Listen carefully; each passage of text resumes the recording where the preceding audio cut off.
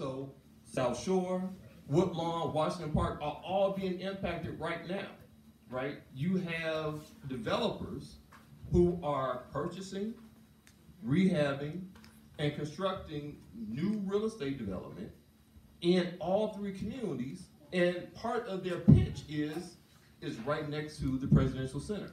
But again, Lightfoot said, we're not going to talk about South Shore, we're not going to talk about Washington Park, we're only going to talk about Woodlawn, and a small sliver of Woodlawn at that.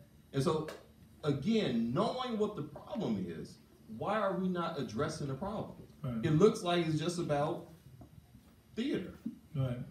And so, I mean, I'm even thinking about that, right? Like, in what ways, like, is Woodlawn unique, and in what ways are conversations around gentrification and displacement different in Woodlawn than, you know, even here in Pilsen or Logan Square and other neighborhoods in Chicago? In some ways it's different, but in a lot of ways it isn't, right? When you think about the impact of Paseo or the impact of 78, right? You think about any of these large-scale developments, the reality is the real estate industry is a corrupt industry. We all know this. Right? The idea is to buy low and sell high.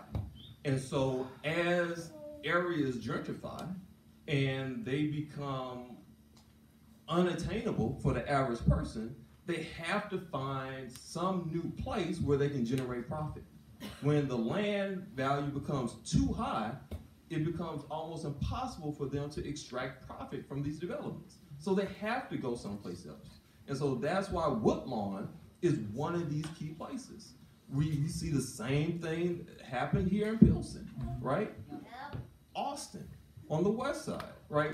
These things are happening in all these communities because they've intentionally been depressed for years. And so, yeah, there are some unique situations happening in Woodlawn because of the Presidential Center and the new train station they put at 63rd and Cottage Grove and all of the jewel they put in. So there's these things they're doing to create incentive, right?